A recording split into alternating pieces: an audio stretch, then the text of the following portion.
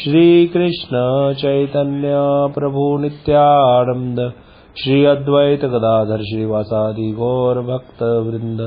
हरे कृष्ण कृष्ण कृष्ण हरे हरे, हरे राम राम राम हरे हरे। हरि बोल। हरे कृष्ण। मैं सबसे पहले अपने गुरुपाद पद्म नित्य लीला प्रविष्टों विष्णुपाद स्तोत्र शत श्री श्रीमद भक्ति विज्ञान भारती गोसाई महाराज जी एवं नित्य लीला प्रविष्टों विष्णुपाद स्तोत्र शत श्री श्रीमद भक्ति विलासला नारायण गोसाई महाराज जी के अभय चरण कमलों में दंडोत प्रणाम अर्पित करता हूँ। तत्पश्चात शिक्षा गुरुदेव पूज्यपाद परमेश्वर प्रभु जी, पूज्यपाद बाबा महाराज, पूज्यपाद भक्ति विलास श्रीधर महाराज जी के चरणों में मेरा दंडोत प्रणाम। समस्त मातृवृंद भक्तवृंद श्रोतृवृंद सबके चरणों में मेरा यथा योग्य दंडोत प्रणाम। हम सब लोग बड़े ही सौभाग्य से चैतन्य भागवत की मध्य खंड की कथा का श्रवण कर रहे हैं, जिसमें हमारे अभी तक 8 अध्याय पूर्ण हो चुके हैं। अभी हम 9वें अध्याय की कथा का आज शुभारंभ करेंगे। बहुत ही सुंदर कथा चल रही है। महाप्रभु जी का नृत्य विलास, कीर्तन विलास सुनने को मिल रहा है। किस प्रकार से महाप्रभु जी ने अपने आप को सब भक्तों के आगे प्रकाशित किया धीरे धीरे, और धीरे धीरे कैसे नदिया में नवदीप धाम में कीर्तन का आरंभ हुआ, किस प्रकार से संकीर्तन होता था, एकादशी को किस प्रकार से कीर्तन करते थे प्रभु भक्तों के साथ। वो सारी कथा अष्टम अध्याय में हमने एकादशी कीर्तन की कथा को सुना, और भी अन्य अन्य दिनों के कीर्तन को, रात्रि में भी कीर्तन होता था, सब कीर्तनों के बारे में सुना। इसी प्रकार नदिया में आनंद बरस रहा था। अब हम 9वें अध्याय का शुभारंभ करते हैं। 9वें अध्याय में वर्णन है कि जिन चतुर्दश भुवन पति श्री गौर निधि ने बाहर से सन्यासी का वेश धारण किया हुआ है, तथा जो श्री जगन्नाथ मिश्र श्री शची के नंदन है, ऐसे श्री चैतन्य चंद्र की जय हो। ये क्या कर रहे हैं? अभी ये महाप्रभु जी के सन्यास वेश का वर्णन कर रहे हैं। यद्यपि अभी देखा जाए तो महाप्रभु ने सन्यास नहीं लिया है। जब तक हम अभी लीला श्रवण कर रहे हैं, पहले आदि खंड की फिर मध्य खंड की, तो अभी मध्य खंड की लीला में भी अभी तक महाप्रभु का सन्यास नहीं हुआ है। अभी तो महाप्रभु अपने घर में ही है और नवदीप में रह करके कीर्तन शुरू किया है। लेकिन यहाँ पर ये जो महाप्रभु के सन्यास वेश को प्रणाम किया जा रहा है, ये ग्रंथकार श्री वृंदावन दास ठाकुर जी बता रहे हैं महाप्रभु जी की महिमा कि महाप्रभु है कौन। वो है 14 भुवनों के पति। तो वो 14 भुवनों के पति जो कृष्ण है, वही क्या बन गए? चैतन्य महाप्रभु बन गए। 14 भुवनों के पति होकर के भी अभी सन्यास कौन लेता है? जिसको विरक्ति हो जाए संसार से, जो भोग नहीं करता। लेकिन भगवान ने तो गीता में बोला है, अहम ही सर्व यज्ञानाम भोक्ता च प्रभु रेव च, कि जो मैं ही सर्व यज्ञों का भोक्ता हूँ, अर्थात सब प्रकार की वस्तु को भोग करने वाला मैं हूँ, क्योंकि मैं क्या हूँ? भोक्ता हूँ सबसे बड़ा। तो वो भोक्ता हो जो, वो सन्यास क्यों लेगा? सन्यास का अर्थ होता है वैराग्य धारण कर लेना हर चीज से और भगवान का भजन करना, बता रहे। लेकिन ऐसे जो कौन है जो चतुर्दश भुवन के पति हैं, मतलब 14 भुवनों के पति हैं, जो उन्होंने भी बाहर से सन्यासी का वेश धारण किया हुआ है। तथा जो श्री जगन्नाथ मिश्र शशि के नंदन है, मतलब बाह्य रूप से क्या है? जगन्नाथ मिश्र जिनके पिता है, शशि जिनकी मैया है, ऐसे महाप्रभु की जय हो। ये ग्रंथकार उनकी जय का जयगान कर रहे हैं महाप्रभु जी का। श्री गौर सुंदर के धन्य कीर्तन की जय हो, मतलब संकीर्तन की भी जय हो, जो महाप्रभु ने संकीर्तन का आरंभ किया। श्री नित्यानंद और श्री गदाधर के जीवन स्वरूप प्रभु की जय हो। श्री अद्वैत तथा श्री वास के प्राणधन प्रभु की जय हो। श्री जगदानंद और श्री हरिदास के प्राण स्वरूप गौर की जय हो। श्री वक्रेश्वर और श्री पुंडरीक के प्रेमाश्र प्रभु की जय हो। श्री वासुदेव और श्री गर्भ के प्राणनाथ की जय हो। हे प्रभु, आप जीवों के प्रति शुभ दृष्टि कीजिए। भक्तों की गोष्ठी सहित श्री गौरांग की जय हो, जय हो। श्री चैतन्य चंद्र की कथा सुनने से भक्ति प्राप्त होती है। भाइयों, मध्य खंड की कथा एक चित्त होकर सुनो कि किस प्रकार महाप्रभु श्री गौर चंद्र ने विहार किया है। तो क्या वर्णन कर रहे हैं यहाँ पर? पूरा सब भक्तों की जय, महाप्रभु जी की जय बोल रहे हैं और बता रहे हैं कि महाप्रभु की ये जो कथा है, इसको सुनने से भक्ति हो जाएगी। जिस भक्ति के लिए ब्रह्मा शिव भी याचना करते हैं, वो भक्ति ये कथा सुन करके ही प्राप्त हो जाएगी। इतना बड़ा फलश्रुति बताई गई। तो इसलिए बता रहे हैं कि एकाग्र चित्त होकर के, एक चित्त होकर के इस कथा को सुनो। ये नहीं है कि ध्यान कहीं और है, कथा चल रही है बस, नहीं। एकाग्र चित्त होकर के कथा को सुनो कि कैसे महाप्रभु ने आनंद में विहार किया। इसीलिए बोला जाता है बार बार, देखिए हम एक बार कथा सुनते हैं ना, तो ये कभी भी हमारे चित्त पे रहेगी नहीं, क्योंकि हमारा चित्त बहुत चंचल है। हम अनंत जन्मों से संसार की कथाएं करते आ रहे हैं। हमें संसारी वार्ता बहुत अच्छी लगती है। किसी व्यक्ति ने हमें गाली दी होगी ना 20 साल पहले, वो अभी भी हमें याद होगी। किसी व्यक्ति ने हमारे साथ कुछ धोखा किया है, कुछ कपट किया है, कुछ छल किया है, कोई द्वेष करता है हमसे तो उसकी एक एक बात हमें एक एक छिद्र उसका पता रहता है। लेकिन ये जो भगवान की कथा जिसके लिए हम टाइम निकाल करके सुनते भी हैं, वो सुनने पर भी, ध्यान से सुनने पर भी, वो अगर थोड़ी देर बाद कोई पूछेगा या 10 दिन बाद कोई पूछेगा तो कुछ हम बता नहीं सकते। क्यों? क्योंकि हमारा चित्त बड़ा पिछल है, बड़ा फिसलन है इस पे। हमारा चित्त क्या है, अनंत जन्मों से यही करता आ रहा है, सारी वार्ताएं करता आ रहा है, तो उसके संस्कार बड़े पक्के हो गए हैं। इसीलिए वो इस प्रकार की जो असत वार्ता है उसमें तो ध्यान बड़ा चक्कर जाता है उसका। लेकिन जो सत वार्ता है, भगवान की कथा, कीर्तन, वैष्णव की सेवा, शुद्ध वैष्णव का संग, उससे वो वंचित रह जाता है। इसीलिए फिर इसका उपाय क्या है? तो बोले इसका उपाय है इस कथा को बार बार सुनो, दोबारा सुनो, तिबारा सुनो, 4 बार सुनो, 5 बार सुनो, बार बार सुनते रहो। इसी में आप अपने आप को निमग्न रखो, अपने आप एक दिन चित्त इसमें लगने लग जाएगा। इसके लिए संत लोग बड़ी उदाहरण देते हैं। हमारे गुरुदेव बोलते थे, बोले एक घड़ा है, उसमें असंख्य छिद्र हैं, बहुत ही ज्यादा उसमें सुराख हैं घड़े में, और हम चाहते हैं कि उस घड़े में पानी भर जाए, पानी भरा रहे हर समय। तो वो कैसे भर सकता है? भर ही नहीं सकता। उसमें पानी भरोगे वो छिद्रों से बाहर निकल जाएगा, है ना। तो लेकिन अगर कोई व्यक्ति कहे कि उस घड़े को हमेशा भरा रखना है, तो उसका क्या उपाय है? जो इतने छिद्र, असंख्य छिद्रों वाला घड़ा है, वो हर समय भरा रहे, इसका क्या उपाय है? तो किसी बुद्धिमान व्यक्ति ने बोला, भैया उसको पानी में डुबो दो घड़े को। पानी में डुबो दिया घड़ा, अब उसके छिद्र होने पर भी उसमें पानी हर समय रहेगा, क्योंकि उसको डुबा दिया है पानी में। इसीलिए बोले हम लोग भी ऐसे ही, हम लोगों के अंदर असंख्य छिद्र हैं। काम, क्रोध, मोह, मद, मात्सर्य, राग, द्वेष, हिंसा, कुटिनाटी, प्रतिष्ठा की आशा, बहुत कुछ भरा हुआ है, छिद्र ही छिद्र है। तो कोई कथा जाती भी है हृदय में, वो छिद्रों से बाहर चली जाती है, और असत वार्ता जो है वो अंदर रह जाती है।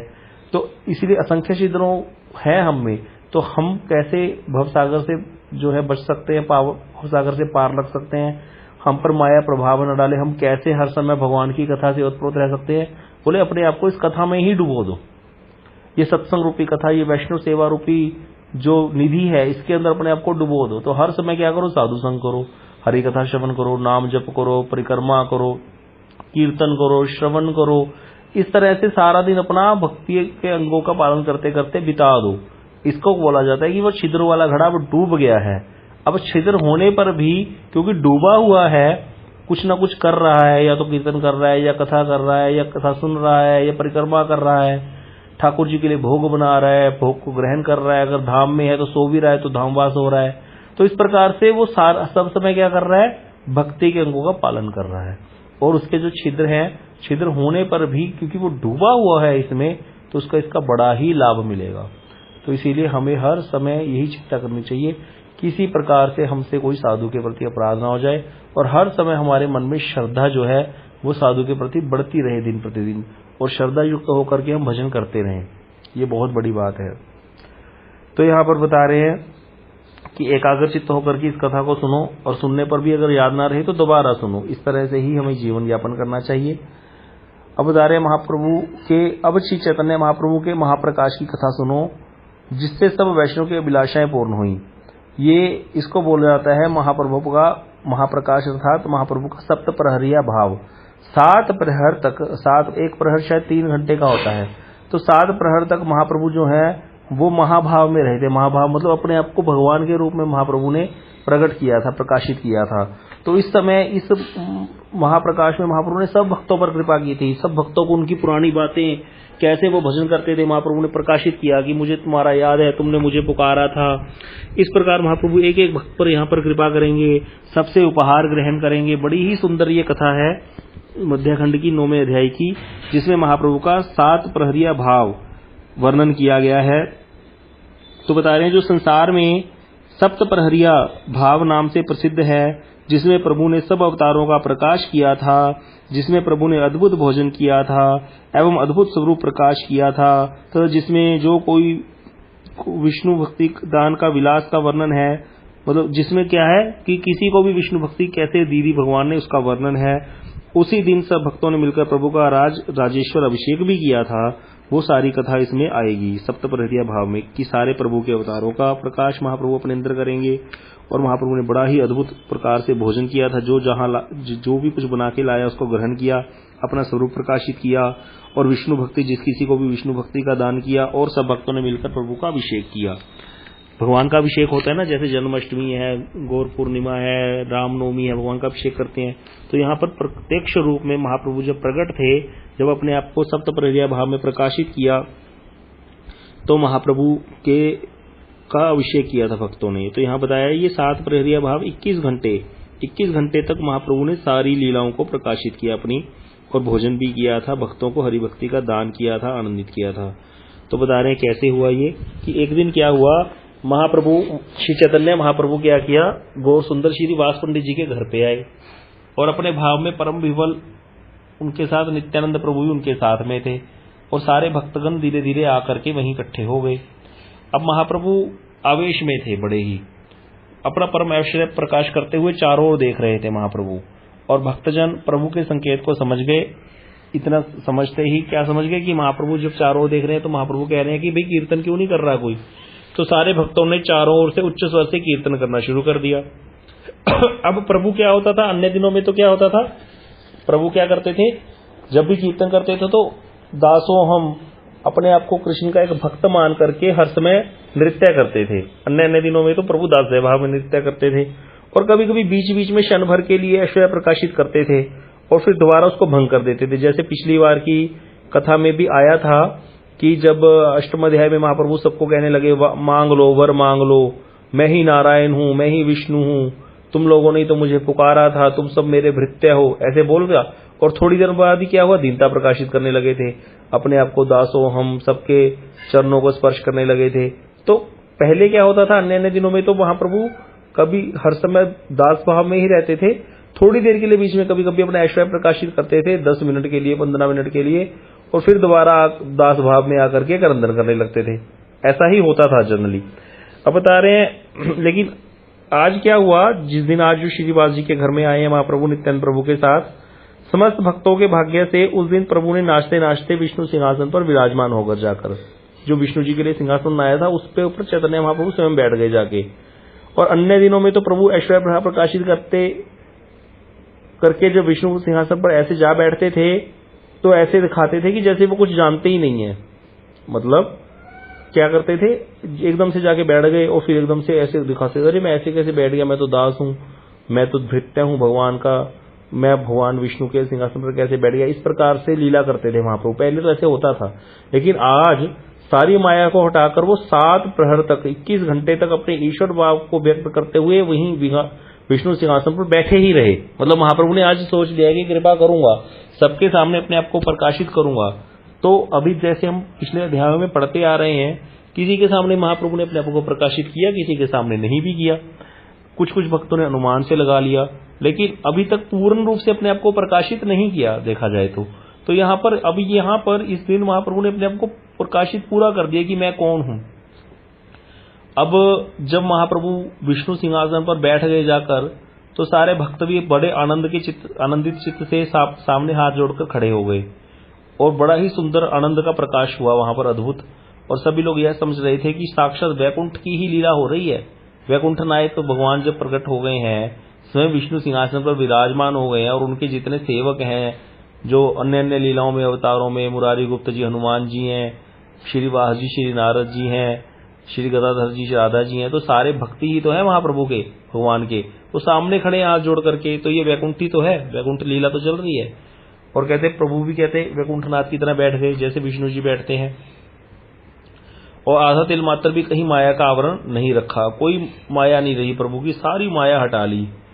अब फिर प्रभु ने आज्ञा दी कि मेरे अभिषेक के गीत गाओ, अभिषेक का तैयारी करो। तो यह सुनकर भक्त बड़े हर्षित होकर के गाने लगे।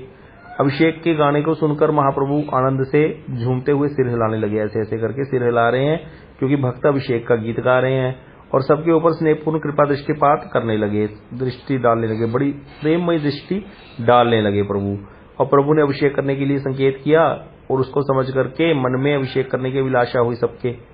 तो सब भक्तगण क्या हुआ, पहले तो गंगा जल को ढेर के लाने लगे। अभिषेक में क्या होता है, पहले जल से करते हैं, फिर दूध से, फिर उसमें दही से करते हैं, फिर शहद होता है, बूरा होता है, पंचामृत होता है, उसको सब डाला जाता है, भगवान के चरणों में डाला जाता है, फिर शीश पे डाला जाता है, एक एक अंग पे डाला जाता है, उसमें घी भी डाला जाता है साथ में। उसके बाद सब कुछ मिला करके अभिषेक होता है। तो बता रहे हैं कि इसी प्रकार यहाँ पे भी हुआ कि गंगा जल लेकर के आने लगे। पहले उस जल को दिव्य वस्त्र से छाना गया, बड़े सुंदर, गंगा जल में थोड़ा बहुत कंकर वंकर होते हैं या कुछ भी हो तो उसको बड़ा छान लिया गया, जल को शुद्ध कर लिया गया। फिर उसमें कपूर, चतुसम आदि मिलाकर प्रेमपूर्वक सज्जित कर लिया गया। इसमें कपूर डालने से सुगंधित हो जाता है, उसका स्वाद चेंज हो जाता है। चतुसम डालने से भी ऐसे ही वो जल बढ़िया हो जाता है, साफ हो जाता है, शुद्ध हो जाता है। चारों ओर से जय ध्वनि होने लगी, सब जय जयकार करने लगे और सब भक्तगण अभिषेक मंत्र पढ़ने लगे। सबसे पहले बड़ी उत्कंठा से नित्यानंद प्रभु ने क्या किया, जय जय कहकर प्रभु के मस्तक पर जल डाला। फिर उसके पश्चात श्री अद्वैताचार्य जी ने, फिर श्रीवास आदि भक्तों ने पुरुष सूक्त पाठ करके प्रभु को स्नान कराया। ये मंत्र होते हैं पुरुष सूक्त के, जिससे अभिषेक की विधि होती है, जिसमें उस तरह से आचमन का मंत्र, परिणाम का मंत्र, स्नान का मंत्र वो प्रणाम करके करवा रहे हैं। और महाप्रभु तो सब भक्त जो है, महाप्रभु के जितने भक्त सारे मंत्रों के ज्ञाता हैं, वो तो वे सब हर्षित होकर मंत्र पढ़ करके जल डालते रहे। क्यों ज्ञाता है मंत्रों के? क्योंकि ये सब विष्णु भक्त हैं। अपने घरों में ये पहले से ही कृष्ण की पूजा करते हैं, अभिषेक करते हैं, तो इनको ये सब मंत्र पता है। अभी महाप्रभु अपने आप को, कृष्ण ने अपने आप को महाप्रभु के रूप में प्रकाशित कर दिया, तो ये क्या मंत्र भूल गए? मंत्र तो पता ही है इनको, तो सारे मंत्र पढ़ के जल डाल रहे हैं। और मुकुंद बड़े ही सुंदर, मुकुंद हैं महाप्रभु की लीला में बड़े ही सुंदर गायक हैं, बहुत सुंदर गाते हैं ये। तो उन्होंने बड़ा ही सुंदर मंगल गीत गाया, अभिषेक का गाना शुरू कर दिया। और कोई तो आनंद में विफल होकर के कहते क्या हो रहा था, रो रहा था, और कोई नाच रहा था, और जितनी भी पतिव्रता स्त्रियां हैं वो जय जयकार कर रही थी। इस प्रकार जितने भी जन वहां खड़े थे, भक्त लोग, उनका चित्त आनंद स्वरूप हो रहा था, क्योंकि प्रभु का क्या चल रहा है, अभिषेक चल रहा है, और ये सब लोग अभिषेक के गीत गा रहे हैं। और महाप्रभु बैठे हुए हैं, वैकुंठ के नायक हैं, बैठे हुए हैं, और सारे भक्तगण सिर के ऊपर जल डाल रहे थे महाप्रभु के। बता रहे इस तरह से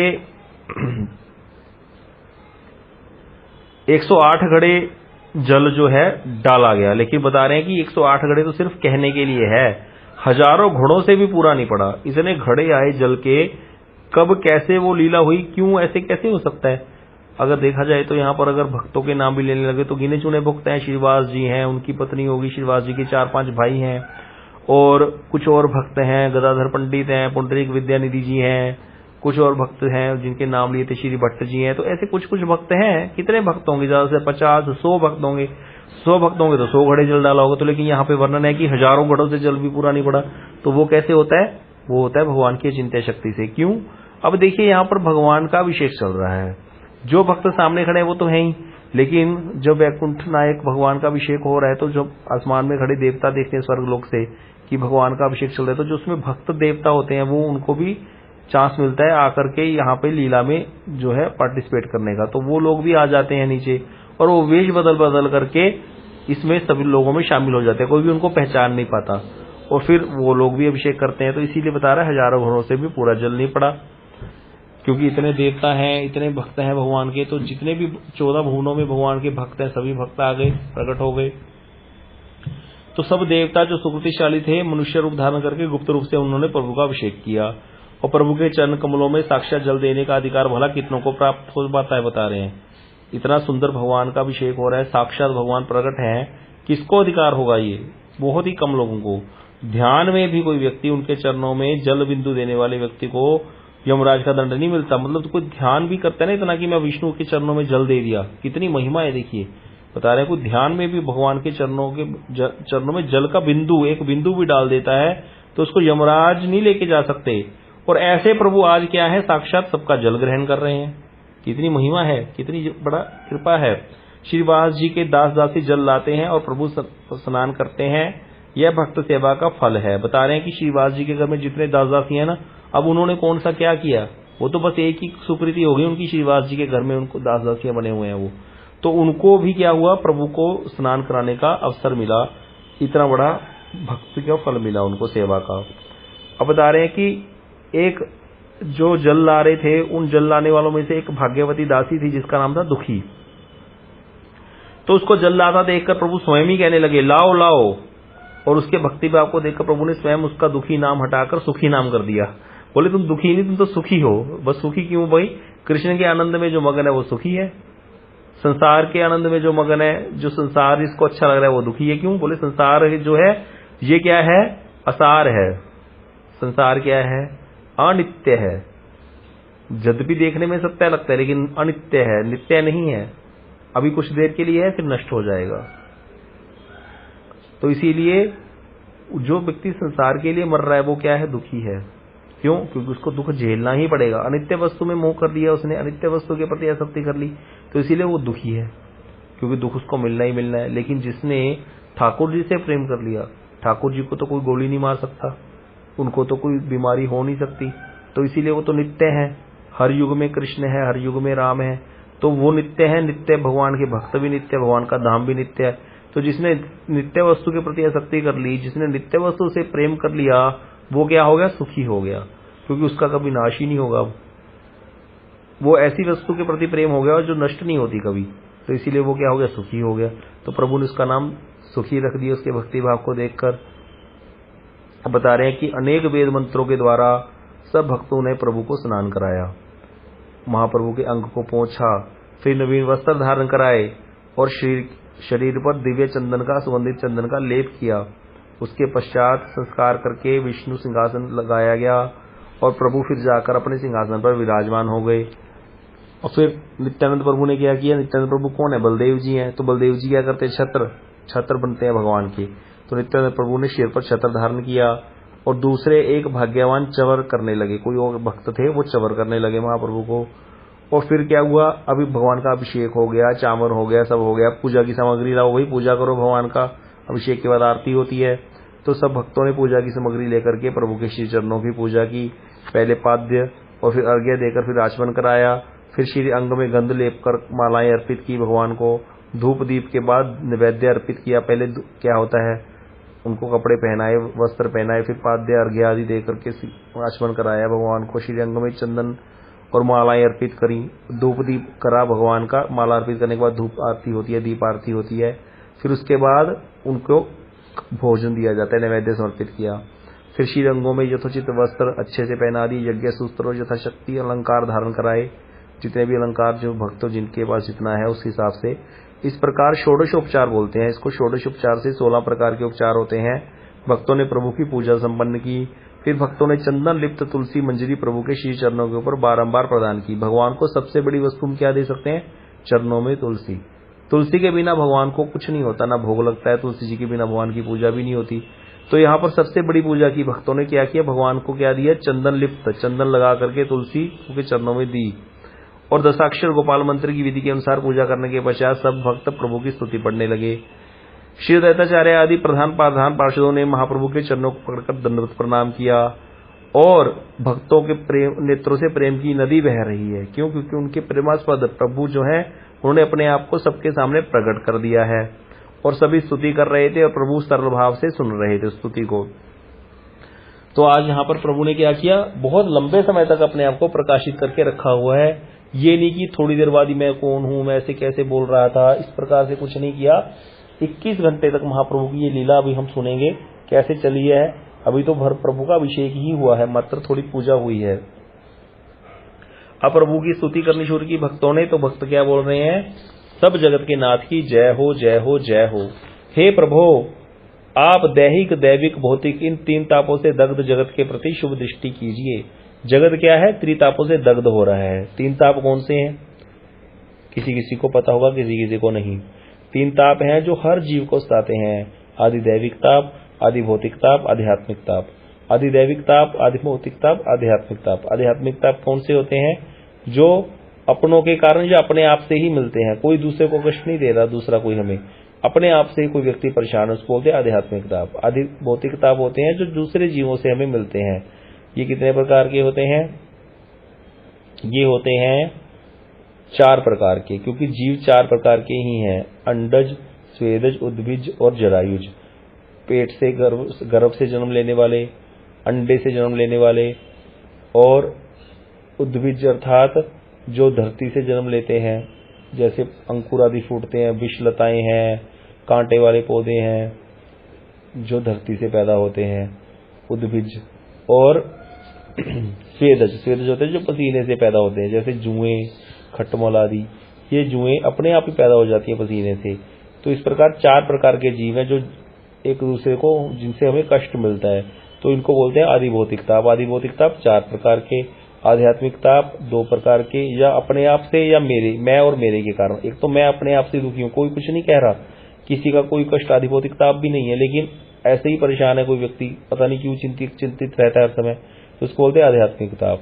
और एक होता है मेरे के कारण, जैसे मेरे परिवार को कष्ट है, मेरी माँ को कष्ट है, मेरी पत्नी को कष्ट है, तो इसीलिए मैं भी दुखी हूं, तो उसको बोलते हैं आध्यात्मिक ताप, जो मेरे के कारण हुआ, मेरे जिसके प्रति मेरी आसक्ति है। और होता है एक आधिदैविक ताप। आधिदैविक ताप होते हैं जो दो प्रकार के होते हैं, देवताओं से और अधिदेवताओं से। तो देवताओं से जैसे बहुत ज्यादा वर्षा होगी, अधिदेवता अर्थात कोई भूत प्रेत कष्ट दे रहा है, तो वो दो प्रकार के होते हैं, आधिदैविक ताप। ये दैविक आपदाएं हैं जिसमें कोई कुछ नहीं कर सकता, जो कि आदि भौतिक भी नहीं है और आध्यात्मिक भी नहीं है। जैसे कुछ साल पहले केदारनाथ में बहुत बड़ा एक जो नुकसान हुआ था, बहुत बड़ा तूफान आया था, तो उसमें कई लोग मर गए, तो वो आधिदैविक ताप है। उसमें किसी जीव ने भी किसी को कष्ट नहीं दिया और कोई अपने आप से भी दुखी नहीं है, लेकिन फिर भी कष्ट हो गया कुछ लोगों को, तो वो है आधिदैविक ताप। इसी प्रकार कहीं बिजली गिर जाए या कहीं बहुत ज्यादा बाढ़ आ जाए, तो वो सब आधिदैविक ताप में ही लिया जाएगा। अब बता रहे हैं कि प्रभु को क्या बोल रहे हैं, प्रभु आप इन तीन तापों से दग्ध जगत के प्रति शुभ दृष्टि कीजिए। जगत क्या है, तीन तापों से दग्ध हो रहा है।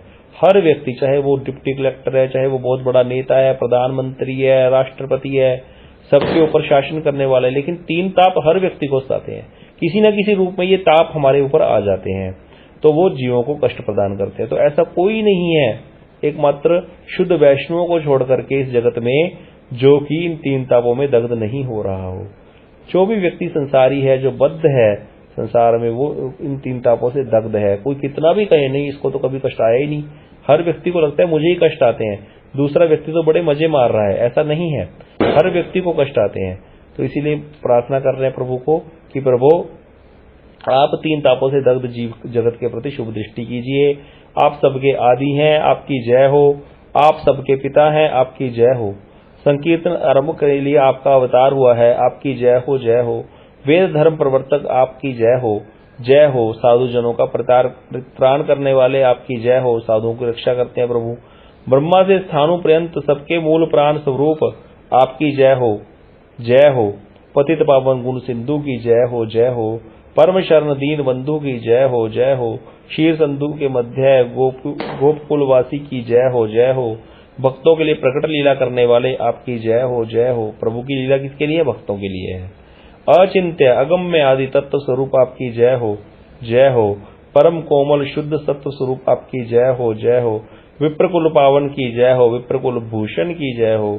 आप वेद धर्म के आदि हैं एवं सबके जीवन स्वरूप हैं, आपकी जय हो, जय हो। पतित अजामिल को पावन करने वाले प्रभु की जय हो, जय हो। पूतना की दुष्कृति के विनाशक की जय हो, जय हो।